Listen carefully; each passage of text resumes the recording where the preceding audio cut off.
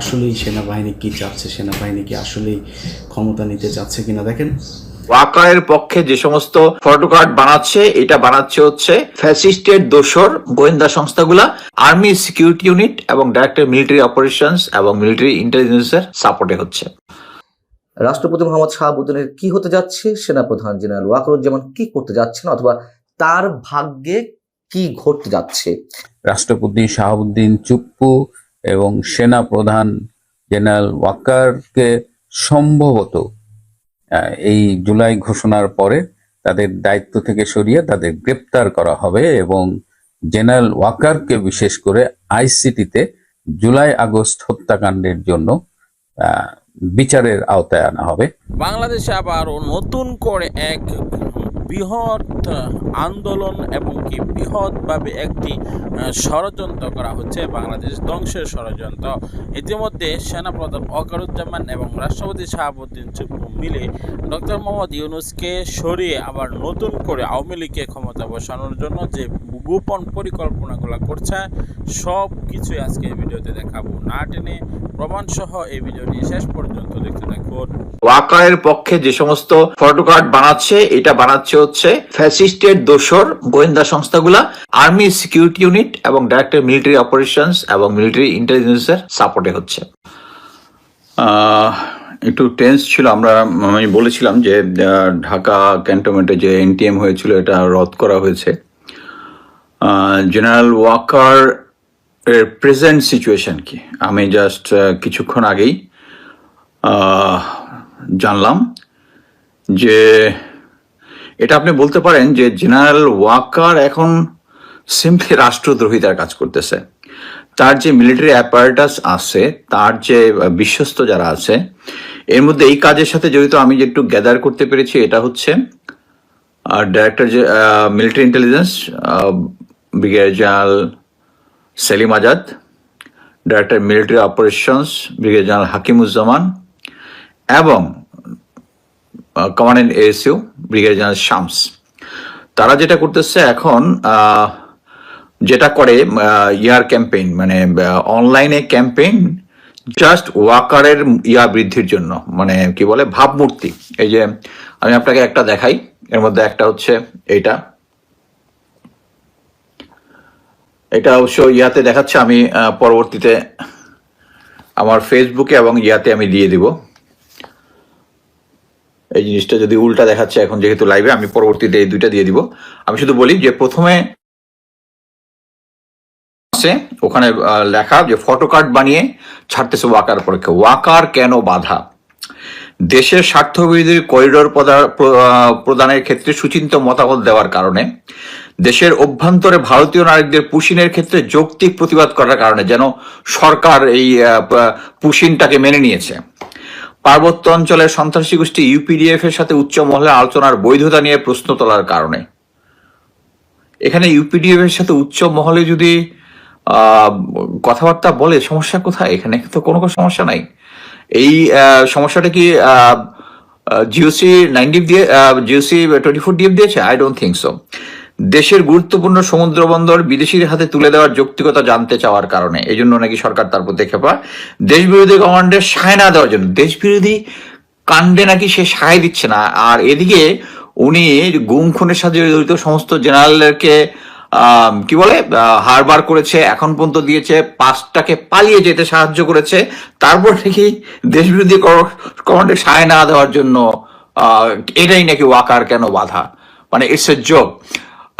সে চেয়েছে একটা নতুন আওয়ামী লীগ করার জন্য, যাদের সুশীল আওয়ামী লীগ করার জন্য, যাদের মধ্যে কালিমা নাই। বুকে পাথর চাপা দিয়ে প্রফেসর ইউনূসকে সে মেনে নিয়েছে। রিসেন্ট হচ্ছে আওয়ামী লীগের কার্যক্রম নিষিদ্ধ করার আগে বাধা দিয়েছে, আর সে হচ্ছে সবার উপরে দেশ বিরোধী কর্মকাণ্ডে সায় না দেওয়ার জন্য। আরেকটা হচ্ছে বৈষম্যহীন নয়া বন্দোবস্ত, কতগুলো সাংবাদিকের পেপার কাটিং যেগুলা সরকারের এগেস্টে যায়। প্রধান উপদেষ্টার বাসভবনে 35 প্রত্যাশীদের অবস্থান টিয়ারশেল নিক্ষেপ, মানে টিয়ারশেল মানে 35 প্রত্যাশীদের উপরে টিয়ার নিক্ষেপ করা ঠিক হয় নাই। যমুনা যাওয়ার চেষ্টা, শিক্ষক বিরুদ্ধে পুলিশের জন কামাল লাঠিপেটা, নিচে লেখা হচ্ছে টিয়ারশেল জন কামাল লাঠিপেটা ভার্সেস ঠান্ডা পানি। মানে এই সমস্যাগুলোর সমাধান হয়ে যাবে হচ্ছে যদি জেনারেল ওয়াকার থাকেন। It's a joke. আমি শুধু আপনাদেরকে এইটুকুই সতর্ক করতেছি যে ওয়াকারের পক্ষে যে সমস্ত ফটো কার্ড বানাচ্ছে, এটা বানাচ্ছে হচ্ছে ফ্যাসিস্টের দোসর গোয়েন্দা সংস্থাগুলা, মেইনলি এখানে মিলিটারি গোয়েন্দা সংস্থাগুলা। ডিজিএফআই এবং এনএসআই অ্যাকচুয়ালি এখন একটু ব্যাকফুটিং আছে, আমি যেটুকু খবর পেলাম, এক্সকিউজ মি, তারা এখন একটু ব্যাকফুটিং আছে, যেহেতু তাদের এগেনস্টে অনেক গুম খুন থেকে শুরু করে সবগুলোতেই তাদের লোকজনকে ধরা হয়েছে এবং তারা সরাসরি আয়নাঘরটাকে করার জন্য জড়িত। সো একটা ব্যাকফুটিং আছে। কিন্তু এএসইউ আর্মি সিকিউরিটি, যেটাতে আমি 3 বার চাকরি করেছিলাম, আমার নিজের ইউনিট, এটা তারপরে হচ্ছে director military operation brigadier Hakimuzzaman এবং ডিএমআই ইজ এ পুরা মানে গ্যারান্টেড রয়ের এজেন্ট, যে ভারতে গিয়া ট্রেনিং করে আসছে, করার পর থেকেই he is maybe honey trap, কারণ তার নামে এই ধরনের অনেক কিছু শোনা যাচ্ছিল আগে। সো আপনাদেরকে সতর্ক থাকতে হবে যে তারা যে ক্যাম্পেইন করার চেষ্টা করতেছে জেনারেল ওয়াকারুজ্জামান, তা না হলে কিছু হইতো না। উনি ফেরাউনের বাসায় থেকে হয়েছেন, কি বলে, ফেরাউনের বাসায় থেকে মুসা নবী হিসেবে পয়দা হয়েছেন, এখন ফেরাউনের পক্ষে। এখন শেখ হাসিনা তো ফেরাউন বলছেন, তাই না? এখন ফেরাউনকে নিষিদ্ধ করা যাবে না। সো আমার ইয়াটা ছিল আপনাদেরকে সতর্ক করা, যে সমস্ত ফটো কার্ড বেরোচ্ছে এগুলো সমস্ত কিছুই আর্মি সিকিউরিটি ইউনিট এবং ডাইরেক্টর মিলিটারি অপারেশনস এবং মিলিটারি ইন্টেলিজেন্সের সাপোর্টে হচ্ছে। ধন্যবাদ। রাষ্ট্রপতি মোহাম্মদ শাহাবুদ্দিনের কি হতে যাচ্ছে, সেনাপ্রধান জেনারেল ওয়াকারুজ্জামান কি করতে যাচ্ছেন, অথবা তার ভাগ্যে কি ঘটতে যাচ্ছে, এবং সাম্প্রতিক সময় অর্থাৎ গত 3 দিন ধরে এই গুঞ্জনটি প্রকট আকারে ধারণ করেছে, যখন আওয়ামী লীগকে নিষিদ্ধ করা হলো। আওয়ামী লীগকে নিষিদ্ধ করার বিষয়ে সরকার এখনই এরকম একটি সিদ্ধান্ত নেবে, মানুষের ধারণার বাইরে ছিল। যখন এই ঘটনাটা ঘটল, তারপর থেকেই এই 2 ব্যক্তি সম্পর্কে নানান ধরনের গুঞ্জন। তো 3 দিন আগে সেনাপ্রধান জেনারেল ওয়াকারুজ্জামান বঙ্গভবনে গিয়েছিলেন, এটা সত্য কথা। এটিকে কেন্দ্র করে একটি পক্ষ বলার চেষ্টা করছেন তিনি সামরিক কূ ঘটানোর জন্য সেনা সমাবেশ ঘটিয়েছিলেন বঙ্গভবনে। কারা এই বিষয়টি বলছেন? যারা সেনা প্রধানকে যে কোনো হোক চাকরিচ্যুত করাতে চান।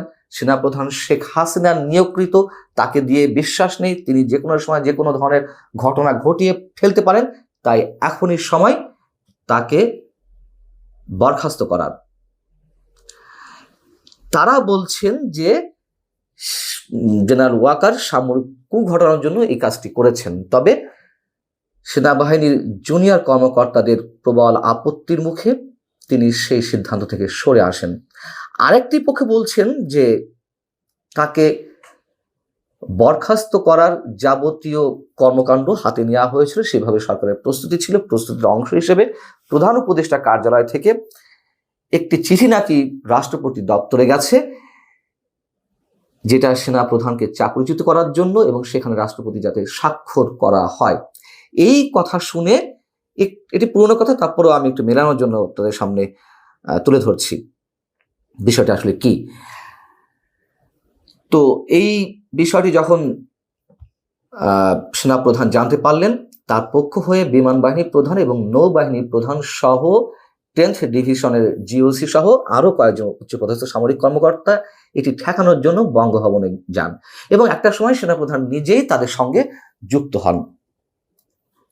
তারা সেখানে উপস্থিত হয়ে রাষ্ট্রপতিকে কনভিন্স করেছেন যাতে ওই চিঠিতে স্বাক্ষর করা না হয়, এবং তারা সেটিতে সফল হয়েছেন। অর্থাৎ এই 2 ঘটনার যেটিই হোক, কিছু একটা ঘটেছে, এটা নিশ্চিত, এবং কিছু একটা যে ঘটবে, কিছু একটা ঘটতে চলেছে, এটা মানুষ দীর্ঘদিন ধরে আশঙ্কার মধ্যে রয়েছেন। এখন বিষয় হচ্ছে কি, যে রাষ্ট্রপতি মোহাম্মদ শাহাবুদ্দিন তিনি আওয়ামী লীগের লোক, আওয়ামী লীগ দ্বারা নির্বাচিত, এটা আমরা সবাই জানি। তাই সরকারের সব পক্ষের থেকে তাকে সন্দেহের দৃষ্টিতে রাখা হয়েছে। খুবই স্বাভাবিক একটি বিষয়, এবং যার কারণে সরকারের আশীর্বাদ পুষ্ট যে রাজনৈতিক দল এনসিপি বা জাতীয় নাগরিক পার্টি, তার নেতারা অথবা বৈষম্য বিরোধী ছাত্র আন্দোলনের নেতারা আমরা তো প্রকাশ্য দেখলাম যে বঙ্গভবন ঘেরাও করা হলো তার অপসারণের জন্য। পরবর্তীতে বিএনপির প্রবল আপত্তির মুখে সেই বিষয়টি ঠেকানো গেছে, কিন্তু পুরোপুরি যে তিনি নিশ্চিন্ত অবস্থা আছেন নিশ্চয় তা নয়। আর সেনাপ্রধান পড়েছেন উভয় সংকটে, এটিও পুরনো কথা। আওয়ামী লীগের একটি বড় অংশ 80% নেতাকর্মী মনে করেন যে তিনি বিট্রে করেছেন শেখ হাসিনার সঙ্গে এবং তিনি এই সরকারের হয়ে কাজ করছেন। অর্থাৎ আওয়ামী লীগের একটি বড় অংশের চোখে যেমন তিনি চক্ষুশূল, ঠিক একইভাবে আবার সরকারের মধ্যকার একটি প্রভাবশালী বড় অংশের সন্দেহের মধ্যে সেনাপ্রধান যে কোনো কিছু ঘটিয়ে ফেলতে পারেন যে কোনো সময়। সামরিক কূ করে তিনি বর্তমান সরকারে বিদায় দিতে পারেন বা নিজের হাতে ক্ষমতা নিয়ে নিতে পারেন। বিষয়টি হচ্ছে যে এই যে সন্দেহ বিশ্বাসের দোলাচল, সবকিছুর পেছনে পাল্টা যুক্তি থাকতে পারে, কিন্তু বাস্তবতা এটাই সাধারণ মানুষ এখনো মনে করেন সেনাপ্রধান রাইট ট্র্যাকে আছেন এবং সেনাপ্রধান এই মুহূর্তে সবচেয়ে বেশি বাংলাদেশের 18 কোটি মানুষের মধ্যে সবচেয়ে বেশি ভালনারেবল অবস্থায় রয়েছেন, জীবন ঝুঁকির মধ্যে রয়েছেন। এটাও সত্য কথা। সেনাপ্রধান যেটা বলছেন রাইট ট্র্যাকে আছেন কিনা, তিনি তো 5 আগস্ট বলেছিলেন যে তার উপরে আস্থা রাখতে এবং যত দ্রুত সম্ভব দেশকে একটা গণতান্ত্রিক অবস্থায় উত্তরণের ব্যবস্থা তিনি করে ফেলবেন। যে বক্তব্যের প্রতিধ্বনি তিনি আবারও করলেন গত 25 ফেব্রুয়ারি পিলখানা ট্র্যাজেডি দিবসে। তিনি তার বক্তব্যে ফ্রি, ফেয়ার এবং ইনক্লুসিভ নির্বাচনের কথা বলেছিলেন। সেই জায়গা থেকে জাতীয় নাগরিক পার্টির নেতাদের, তখনও তো এই পার্টি আত্মপ্রকাশ করেনি, অর্থাৎ বৈষম্য বিরোধী ছাত্র আন্দোলনের সমন্বয়কদের তুমুল সন্দেহ ছিল এবং সন্দেহ প্রকট আকার ধারণ করলো যে আওয়ামী লীগকে তিনি ইনক্লুসিভ নির্বাচন বলতে আওয়ামী লীগের অংশগ্রহণের কথাও বোঝাতে চাইছেন। এরপরে তো আরো অনেক কাহিনী ঘটেছে। সেনাপ্রধান আওয়ামী লীগকে চান কি না চান, সেনাপ্রধান নির্বাচন চান কি না চান, তার একটি কথা তো গুরুত্বপূর্ণ ওই দিন ছিল, যার কারণে আমার এই কন্টেন্টটি করা। সেটি হচ্ছে আপনারা সবাই কাদা ছুড়াছুড়ি করবেন না। এইভাবে একে অন্যের প্রতি কাদা ছুড়াছুড়ি করলে দেশের স্বাধীনতার সার্বভৌমত্ব হুমকির মুখে পড়বে। আমাকে তখন দোষারোপ করতে পারবেন না। প্রত্যেকের জায়গা থেকে একটু চিন্তা করুন। তিনি যতই বিতর্কিত হন অথবা বিতর্কের বাইরে থাকুন, এই কথাটি কি আমরা কেউ অস্বীকার করতে পারবো? যা কিছু ঘটছে মুক্তিযুদ্ধের পক্ষে বিপক্ষে, যা কিছু ঘটছে রাজনৈতিক সমীকরণ থেকে বিএনপির বিপক্ষে, একসময় এনসিপি আবার কখনো জামাতের বিপক্ষে, জামাত আবার কখনো এনসিপির বিপক্ষে, বিএনপি আবার জামাতের বিরুদ্ধে, এই যে কাদা ছোড়াছুড়ি, এর মধ্যে আমরা ধরে নিলাম সব কটি পার্টি দেশপ্রেমিক, কিন্তু এই দেশটিকে নিয়ে যে একটা গভীর ষড়যন্ত্র চলছে, এটা তো অস্বীকার করার কোনো উপায় নেই। গভীর এক ষড়যন্ত্র জাতীয় এবং আন্তর্জাতিক পর্যায় থেকে। তো আমরা সেনাপ্রধানের বক্তব্য কিভাবে উড়িয়ে দেব?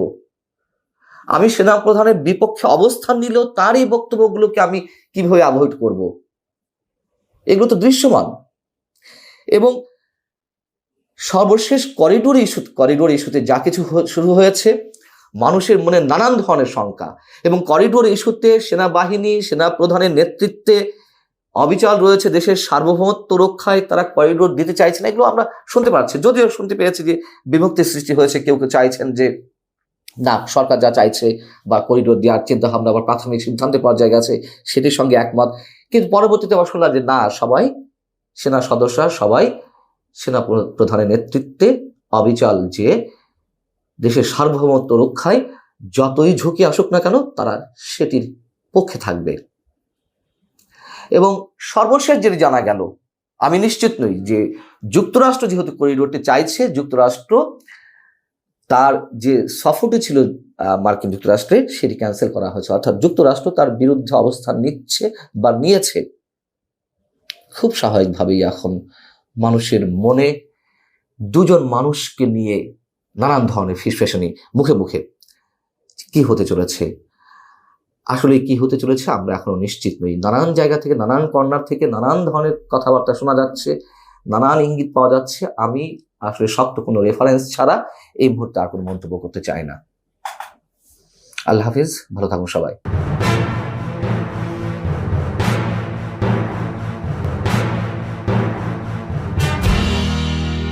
প্রিয় দর্শক, সম্পূর্ণ ভিডিওটি দেখলেন, অবশ্যই বুঝতে পেরেছেন ভিডিওটি গুরুত্বপূর্ণ। ডক্টর মোহাম্মদ ইউনূস দেশ পরিচালনার পরই একের পর এক আলোচনা সমালোচনার জন্ম হচ্ছে। অনেকে মনে করেছিল দেশ পরিচালনা করতে পারবে না, কিন্তু সে তো